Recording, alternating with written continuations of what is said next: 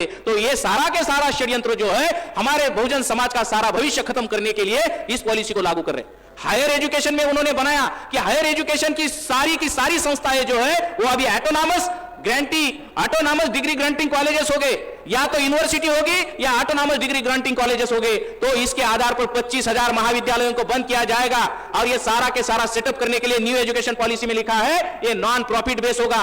Non profit base का क्या मतलब है? प्रॉफिट ये संकल्पना एजुकेशन या सेवा में नहीं है, शिक्षा में नहीं है, ये बिजनेस की संकल्पना है प्रॉफिट। तो ये बिजनेस के लिए नॉन प्रॉफिट, उद्योगपतियों को स्कूल खोलने का जो है परमिशन देंगे और उनको कहेंगे आपको जो मुनाफा है वो नहीं कमाना है, तो क्या करना है? वो केवल विद्यार्थियों से आपको क्या लेना है? फीस लेना है। कितनी फी लेना है?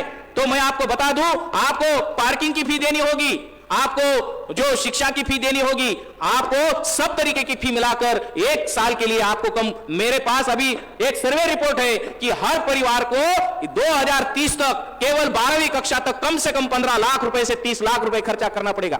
हमारे बहुजन समाज के लोग 80% लोग ऐसे हैं कि 2 समय का खाना नहीं खा सकते हैं। उन लोगों को किस तरीके से इस 15 लाख रुपए की फी भर सकते हैं? कभी नहीं भर सकते। तो ये सारा के सारा सिस्टम जो न्यू एजुकेशन पॉलिसी का बनाया है वो प्राइमरी शिक्षा को, प्री प्राइमरी शिक्षा को, हायर एजुकेशन को खत्म किया जाएगा, बहुजन समाज के एजुकेशन को खत्म किया जाएगा। जो हमारे लोग शिक्षा क्षेत्र में कर्मचारी के रूप में, प्राध्यापक के रूप में, प्रोफेसर के रूप में, टीचर्स के रूप में काम कर रहे हैं, उनको भी अपनी नौकरी को खोना होगा। शिक्षा को खत्म किया जाएगा, नौकरी को खत्म किया जाएगा, पेंशन को तो पहले से ही खत्म कर चुके हैं। क्या भविष्य हमारा रहेगा? साथियों, हमारे भविष्य को बचाने के लिए अब हम सब लोगों को यह जानकारी समाज में जाकर बतानी होगी, लोगों को समझाना होगा, इकट्ठा लाना होगा। और ये न्यू एजुकेशन पॉलिसी 2020 जो है वो कैबिनेट के द्वारा उसको अप्रूव किया गया है और इसको कैबिनेट के द्वारा एक कानून के रूप में लागू किया गया 2020 से, और 2023 से ये जो न्यू एजुकेशन पॉलिसी है ये पूरे भारत में लागू की जा रही है।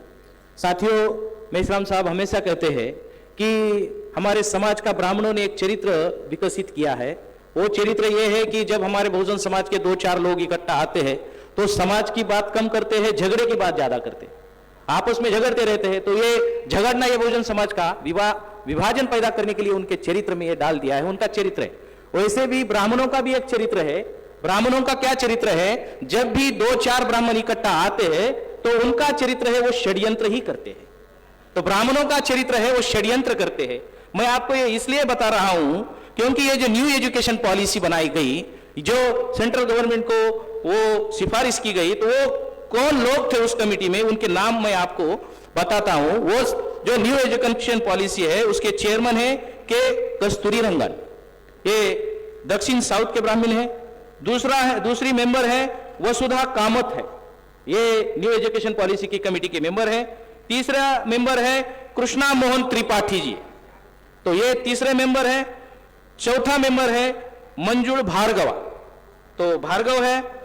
इस तरीके से, और बाकी एक शेड्यूल कास्ट से है और 2 मुस्लिम है।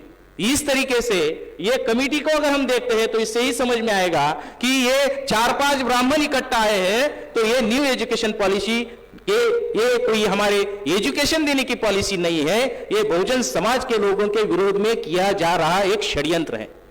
तो पहले हमको इससे सावधान होना पड़ेगा और इस न्यू एजुकेशन पॉलिसी को समझना होगा। उसके 2-4 मुद्दों पर मैं आपको समझाना चाहूंगा।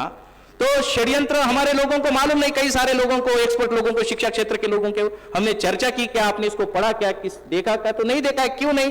क्योंकि जो षड्यंत्र किया जाता है वो हमेशा छिपाया जाता है।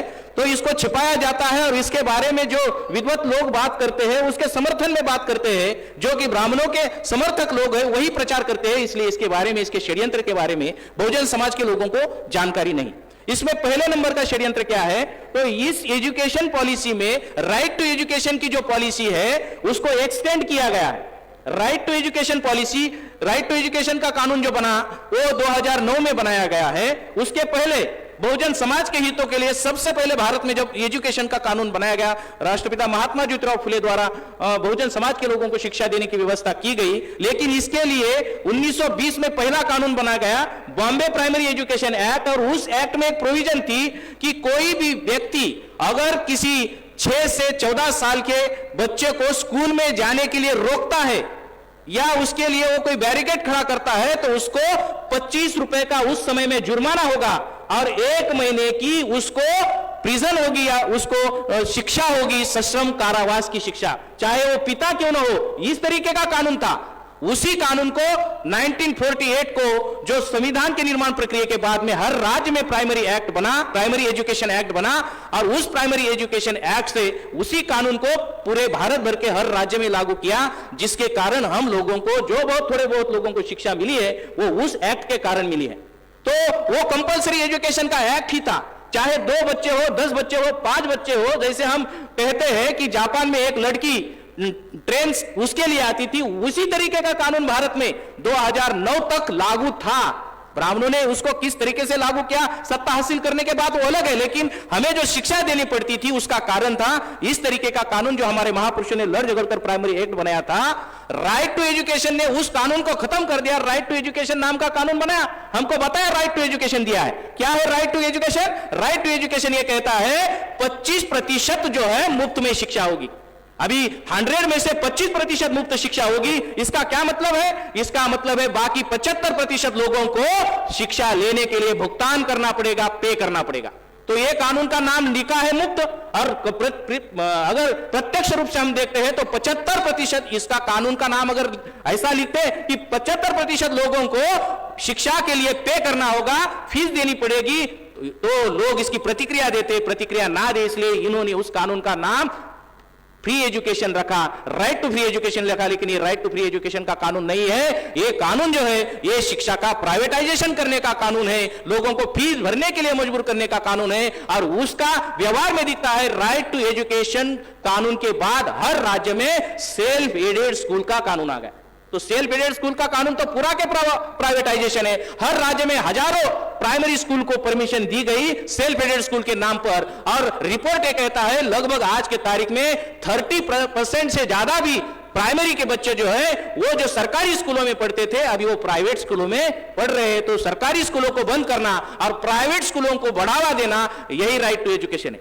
जो कॉन्स्टिट्यूशनल प्रोविजन है उस कॉन्स्टिट्यूशनल प्रोविजन के तहत 50% रिजर्वेशन है, कम से कम, ज्यादा है लेकिन वो दे रहे हैं 50% सुप्रीम कोर्ट के आधार पर। लेकिन राइट टू एजुकेशन के द्वारा वो जो 50% था उसको 25% पर लाया गया। तो ये एंटी कॉन्स्टिट्यूशनल भी राइट टू एजुकेशन है। और इस राइट टू एजुकेशन को अभी ये न्यू एजुकेशन पॉलिसी में जो कि 6 से 8 तक था वो अभी प्री प्राइमरी से लेकर 12 की कक्षा तक किया जाएगा। मतलब प्री प्राइमरी का भी प्राइवेटाइजेशन किया जाएगा, 12वीं कक्षा का भी प्राइवेटाइजेशन किया जाएगा। इस तरीके का राइट टू एजुकेशन के द्वारा प्राइवेटाइजेशन करने का काम किया जा रहा है। राइट टू एजुकेशन का कानून नहीं है, फ्री एजुकेशन का कानून नहीं है, कंपल्सरी फ्री फ्रॉम एजुकेशन का कानून है।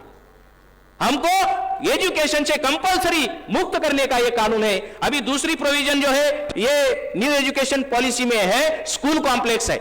अभी स्कूल कॉम्प्लेक्स के प्रोविजन को नहीं बताऊंगा मैं आपको। पुणे में स्कूल कॉम्प्लेक्स को लागू किया, तो स्कूल कॉम्प्लेक्स को मॉडल के तौर पर लागू किया, प्रायोगिकता के तौर पर लागू किया। कैसे लागू किया? 16 स्कूलों को बंद करके एक स्कूल बनाया। अभी 16 स्कूलों में 37 टीचर्स थे, तो स्कूल को बंद किया, 16 स्कूल को बंद किया, उसका एक स्कूल बनाया, स्किल डेवलपमेंट के नाम पर बनाया। क्योंकि स्कूल कॉम्प्लेक्स का कंसेप्ट जो है वो स्किल डेवलपमेंट पर, स्किल डेवलपमेंट के ऊपर है, स्किल एजुकेशन के ऊपर है। तो 16 स्कूलों को बंद किया। जब हमने इसके विरोध में आंदोलन चलाया महाराष्ट्र में प्रोटॉन आरंभिक केस की ओर से, तो गवर्नमेंट ने कहा कि नहीं हम 16 स्कूल बंद नहीं करने वाले हैं। लेकिन प्रत्यक्ष रूप से 16 स्कूलों को बंद किया गया और एक स्कूल बनाया जिसमें 37 टीचर्स काम करते थे 16 स्कूलों में। एक स्कूल बनाने के बाद वहां पर केवल 9 टीचर लगेंगे और 3 टीचर एक्स्ट्रा स्पेशल टीचर्स के नाम पर नियुक्त किए गए। तो 12 टीचर, 25 टीचर, 16 स्कूल बंद करने पर 25 टीचर अभी सरप्लस हो गए हैं। यह स्कूल कॉम्प्लेक्स है। तो स्कूल कॉम्प्लेक्स को पूरे भारत में लागू करेंगे और 30-35 स्टूडेंट जिस स्कूल में है वो सारी की सारी प्राइमरी स्कूलों को बंद किया जाएगा। 50% स्कूल, लगभग भारत में 7-8 लाख स्कूल है। अगर इतने स्कूल बंद करते हैं तो लगभग 16 लाख या 20 लाख टीचर्स लोगों की नौकरी चली जाएगी। उसको लागू करने के लिए स्कूल कॉम्प्लेक्स को लागू कर रहे हैं। स्कूल कॉम्प्लेक्स में कौन सा एजुकेशन देंगे? स्कूल कॉम्प्लेक्स में आपको एजुकेशन मिलेगा कौन सा? बढ़ई का एजुकेशन मिलेगा, प्लम्बर का एजुकेशन मिलेगा, माली का एजुकेशन मिलेगा, जूता सीने का एजुकेशन मिलेगा। इस तरीके का एजुकेशन देने वाले हैं। कोई उच्च शिक्षा का तार्किक विवेक पूर्ण शिक्षण कोई नहीं मिलने वाला है, इस तरीके का करिकुलम भी वो बना रहे हैं। तो ये सारा के सारा षड्यंत्र जो है हमारे बहुजन समाज का सारा भविष्य खत्म करने के लिए इस पॉलिसी को लागू कर रहे हैं। हायर एजुकेशन में उन्होंने बनाया कि हायर एजुकेशन की सारी संस्थाएं जो है वो अभी ऑटोनॉमस डिग्री ग्रांटिंग कॉलेजेस हो गए, या तो यूनिवर्सिटी होगी या ऑटोनॉमस डिग्री ग्रांटिंग कॉलेजेस हो गए। तो इसके आधार पर 25,000 महाविद्यालयों को बंद किया जाएगा। और ये सारा के सारा सेटअप करने के लिए न्यू एजुकेशन पॉलिसी में लिखा है ये नॉन प्रॉफिट बेस होगा। नॉन प्रॉफिट बेस का क्या मतलब है? प्रॉफिट ये संकल्पना एजुकेशन या सेवा में नहीं है, शिक्षा में नहीं है, ये बिजनेस की संकल्पना है। प्रॉफिट तो ये बिजनेस के लिए नॉन प्रॉफिट, उद्योगपतियों को स्कूल खोलने का जो है परमिशन देंगे और उनको कहेंगे आपको जो मुनाफा है वो नहीं कमाना है, तो क्या करना है? वो केवल विद्यार्थियों से आपको क्या लेना है? फीस लेना है। कितनी फी लेना है?